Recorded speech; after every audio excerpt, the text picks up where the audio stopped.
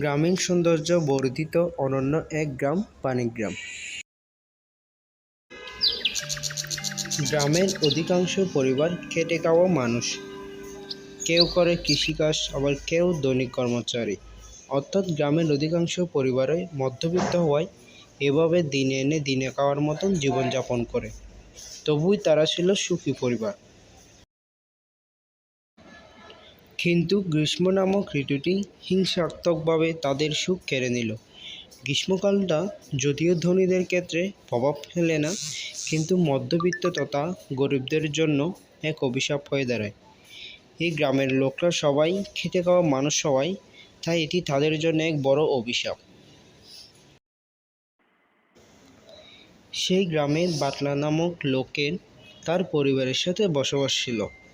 বাতলা এই পরিবারেরই কর্তা এবং সে দৈনিক এক কর্মচারী।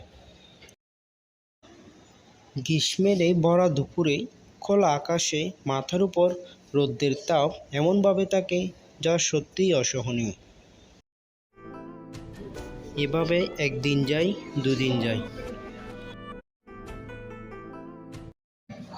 কড়া রোদের এমন তীব্র তাপে সত্যি আর কাজ করা অসহনীয় হয়ে পড়ে। তাই সে সিদ্ধান্ত নিল যতদিন রোদের তাপ না কমে আপাতত কাজ বন্ধ রাখবে। সে তার স্ত্রীকে গিয়ে বলল, ঋতু, আমি সিদ্ধান্ত নিলাম যতদিন রোদের তাপ না কমে ততদিন আপাতত কাজ বন্ধ রাখব। স্বামী, তুমি আমাদের পরিবারের একমাত্র অর্থ উপার্জনকারী। আমার ছেলেমেয়েরা এখনো ছোট। তুমি যদিও কাজ না করো তারা না খেয়ে মরবে, কিন্তু এই রোদের মধ্যে তোমাকেও কাজে পাঠানো যায় না। সৃষ্টিকর্তার আশীর্বাদে কয়েকদিনের মধ্যে রোদের তাপ কমে যাবে, তখন তুমি যাইও। আপাতত কয়েকদিন কাজ বন্ধ রাখো। এভাবে কয়েকদিন চলতে থাকে। যতদিন আসে রোদের তাপ বাড়তে থাকে। তাপমাত্রা 30, 32, 36, 40 ডিগ্রি এভাবে বাড়তে থাকে। এদিকে পাতলাদের ঘরে চাল, ডাল, টাকা পয়সা জমা যা ছিল তা ধীরে ধীরে শেষ হয়ে যাচ্ছে। ক্ষুধার জ্বালায় তাদের ছেলেমেয়েরা কাঁদতে শুরু করে। ঋতু তার স্বামীকে বলে, স্বামী, আমাদের যা কিছু ছিল তা শেষ হয়ে গেল। এখন আমাদের ছেলেমেয়েরা খিদায় কাঁদতেছে। কি করা যায় বলো? এখন তারা কি করবে ভেবে পাচ্ছে না। তখন ঋতু সিদ্ধান্ত নিয়ে বলল,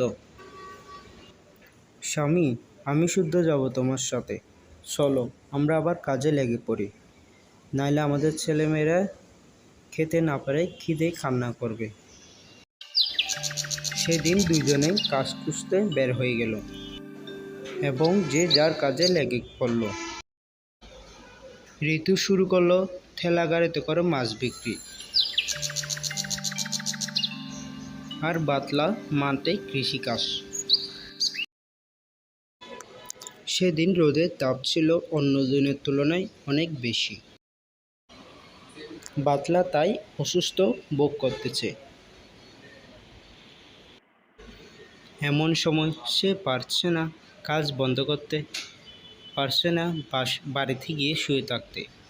তার পরিবারের অর্থ উপার্জনের তাগিদে সে আবার উঠে পড়ল কাজ করার উদ্দেশ্যে।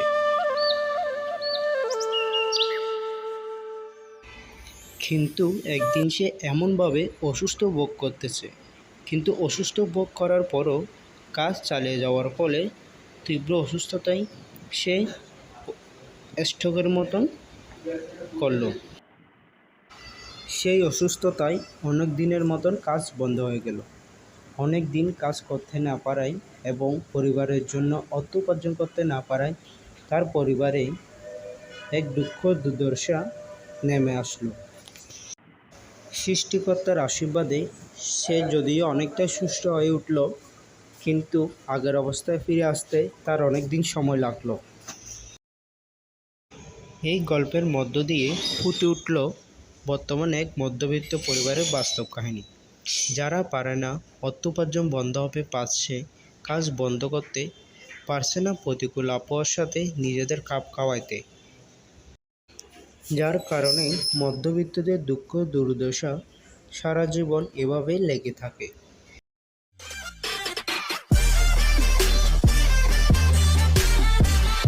গল্পটি ভালো লাগলে লাইক, কমেন্ট এবং শেয়ার করতে ভুলবেন না।